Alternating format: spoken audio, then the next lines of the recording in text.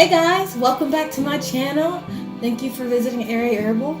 I'm so excited that you can be here. So today I'm going to make juniper berry syrup. Now juniper berries, if you have been on my Instagram, have so many benefits. I am so excited to do this because I've been thinking about doing it for a while. Juniper has a diuretic. It is anti-microbial. It is all these right? It's antimicrobial, it's antioxidant, which means it's really good for getting rid of free radicals in your body, which could actually help prevent cancer. There's been research in it, but it's not like 100% that it's gonna get rid of cancer or anything like that. But that's one of the things that they're looking into about juniper. Comes from a tree. It's a little berry like this. The edible kinds, there's only like 3 edible kinds. There's Juniperus communis. That's this one. This is the common juniper. And then there's the red eastern cedar, which is actually a juniper, misnamed as a cedar, which has a bunch of different benefits, but it is really, really good for you. High in vitamin C and things like that. But I went outside today in the rain and it's just so bad out there. This is antimicrobial also, by the way. It's so bad out there and I really just didn't feel like dealing with getting myself sick again, so I decided not to do that. So we're gonna make some juniper berry instead of elderberry. We're gonna make some juniper berry syrup. Alright, so let us get started.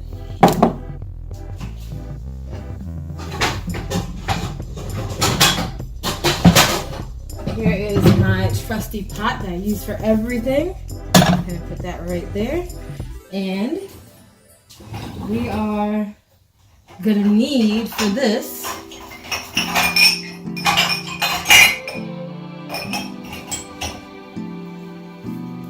a measuring cup. Orange, because juniper pairs so amazingly with orange. We're going to need some ginger, juniper berries, and sugar of your choice. I am choosing brown sugar because the store did not have, the store I went to was like a small little store from this area. It did not have regular sugar. You can use honey, or you can use raw sugar, or you can use maple syrup. Maple syrup is expensive, and I didn't want to walk to the real store to get, because my car is broken, not that matters, but I didn't want to walk to the real store in the rain, and it was really cold, and it was seeping through my jacket. I don't want to walk to the real store in the rain to get maple syrup, so we're selling for light brown sugar today. Alright, so let us get started. Alright, so I love me some ginger. Juniper has this amazing, orangey, kind of piney smell. Nothing like the Starbucks juniper latte at all. It doesn't smell like that. This smells so citrusy and amazing. You could just let it smell up your house, and it will when we do this. So, what we're gonna do is we're going to go ahead and take a cup of the juniper berries. A cup of juniper berries. Yeah. Alright, there we go. That's about a cup of juniper berries. Look at that. And pour it all bouncily into the pot. Alright. And these juniper berries I got from Star West Botanicals. I usually get either from Star West or Mountain Rose, and I really wasn't sure what I wanted to do, so that's why it's from there. So next, I'm gonna take my fancy copper knife because I'm obsessed with copper, and we are going to go ahead and chop up a small amount of ginger. Now, what's great about herbal remedies, I think people don't really know, is that the smaller the better, right? So the smaller you make it, the smaller chunks you make it, the more likely it is to diffuse into whatever you're doing. So, like if I was to make a tincture of juniper, what I would do is I would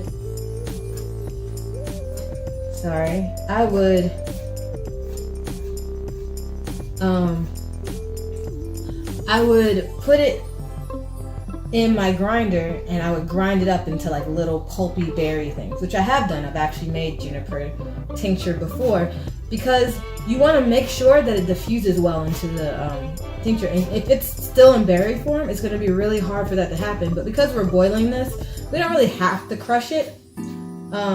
It'll be boiling for a while. Essentially, we're making a decoction with sugar added. We're making a simple syrup kind of, but also with juniper berries. Alright, so as you can see, I chopped up about like a 1/4 inch slice of the ginger, and I'll put it in there. Orange.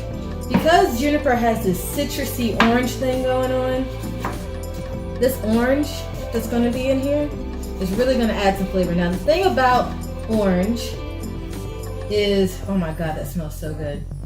And it's so juicy, it's going to be so great. Alright, the thing about orange, I'm only putting 2 slices in there. Now let's just go for a 3rd slice. It looks so pretty already. The thing about the thing about oranges is inside, depending on which type of orange you have, the peel is going to be kind of sedative. It's going to make you kind of sleepy.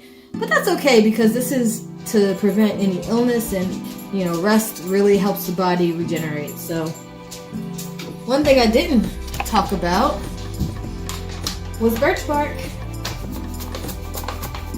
We're going to put a little bit of birch bark in here. Why? Because it's a tree. And I feel like it'd be a good addition to this. Now, birch bark is also antimicrobial.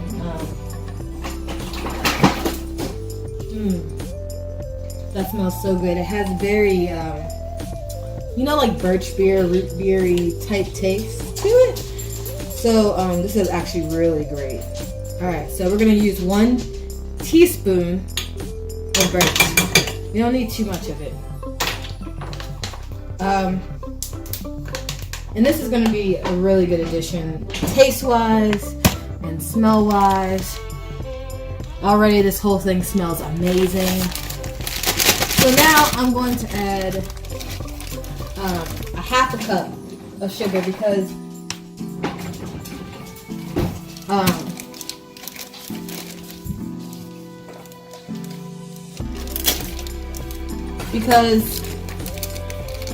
packed brown sugar is so condensedly sweet. I don't want to add a whole cup of sugar. It would be too much if I had the whole cup. So I'm only going to do 1/2 cup. There we go, that's in there. And we're going to go ahead and pour a cup. Well, no, we're going to do 2 cups. 2 cups of water.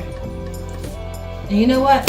Instead of getting the sink water, I'm going to use my fancy filtered water, because I don't want to get the taste of the tap water in there. I am a water snob. It's totally a thing.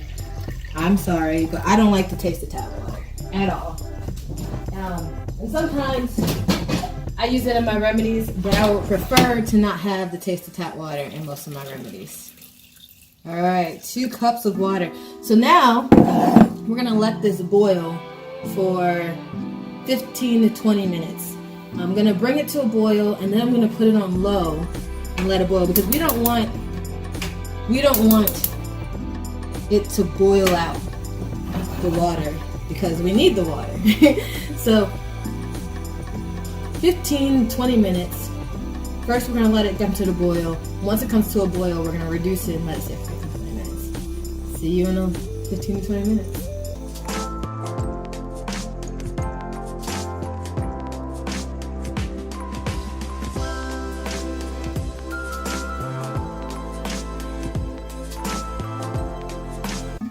Hey guys, welcome back. All right, so we have been doing this for 20 minutes. 20 minutes. All right, and so what we're gonna do is we're gonna squish the berries a little, just to make sure we really got it out of there. It has been boiling for a long time, and I'm pretty sure that all of the stuff has gotten there. But I like to squish the berries just to make sure. This smells so amazing. And for those of you who don't know, and it's also a good indication of whether or not you want to do this, juniper berries are what is used to make gin. So in some ways it kind of smells like gin, but like with an orangey birch twist to it. But yeah, it's good though, either way. So we're just gonna use the exact same measuring cup as we did before. Turn this off, we don't need that anymore. And we're gonna go ahead and strain this into here.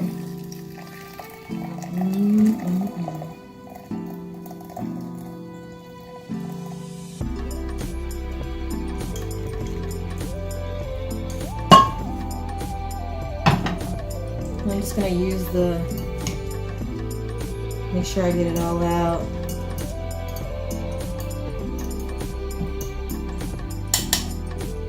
I'm gonna throw this in a different place because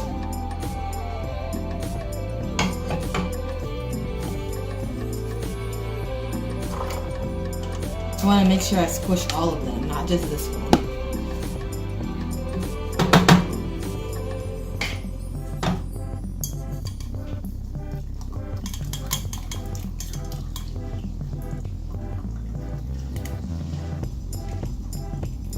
And of course I'm going to have to strain this again because I always have to strain again.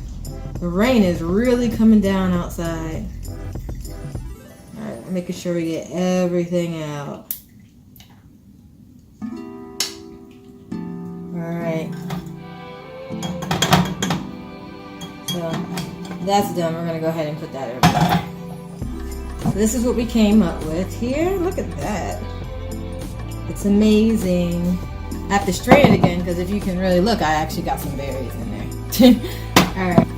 Alright, so we're going to go ahead and strain it again, but directly into the jar.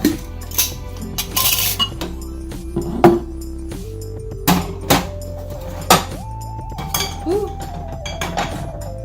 So, I'm going to go ahead and take this and strain it.